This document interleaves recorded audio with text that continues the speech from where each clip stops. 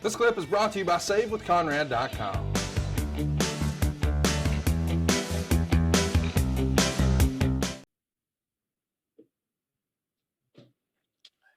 Well, here's Ronnie Garvin.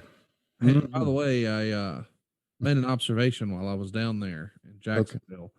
I watched this show to get ahead, thinking you and I were going to get together while we were down there and record some. So I wanted to be prepared.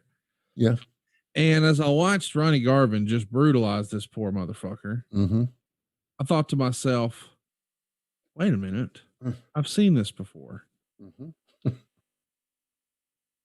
And I texted a friend of ours and I said, hey, man, did you pattern or how much Ronnie Garvin did you watch when you were first coming up and breaking in? And he replied, a lot. Holy shit, where did this come from? You're the only person who's ever texted me and or asked me about this, brother. It's Taz. Wow. And you watch, you know, the short boots, no knee pads. Right. Just brutalizing the motherfuckers. It's Taz. Yeah. And yeah, I had a whole conversation with him about it. And he's like, dude, not one person has ever asked me that or put that together. Who told you this? I said, nobody. I'm just watching. And I'm like, dude, look at this dude. He's not the biggest dude. But he's like one giant muscle, big old tree trunk legs and little short boots, just stretching guys and brutalizing them.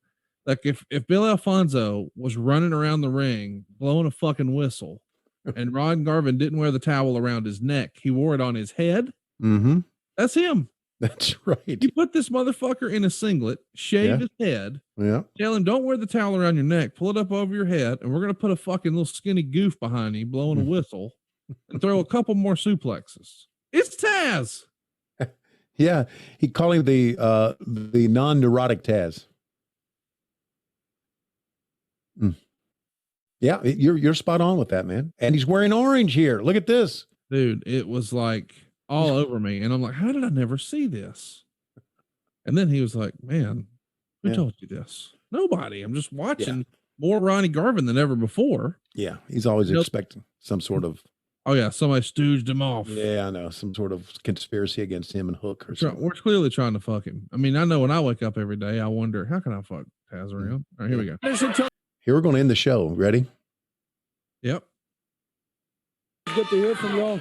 You know, as everybody knows, Ronnie Garvin in 1986 set out to do something, is to get the belt and wrestling title away from Ric Flair, the world's champion, and I have not given up on it. Ric Flair, Ronnie Garvin, the hands of stones, has got coming down hard on you, real hard. That's what it takes. And you're not going to make it to the James Crockett Senior Memorial Cup, if I can help it. You know, everybody knows now that Magnum TA and I are going to be partners. Well, I asked Magnum his feelings about teaming up with me for the cup, and he said it was fine with him. He was very pleased, and I know I'm very pleased because I couldn't find a better partner anywhere in the world. And I think our chances of winning it are real great because I think we're going to be a great combination. I get butterflies thinking about it, get butterflies in my stomach because I've never wrestled in my life. This is the greatest wrestling event in professional wrestling, in the history of professional wrestling. And we're talking about wrestling for $1 million. Well, I've never wrestled for $1 million. Like I said, I got butterflies in my stomach just thinking about it. We're talking about prestige. We're talking about the biggest ever. We're talking about teams from other countries.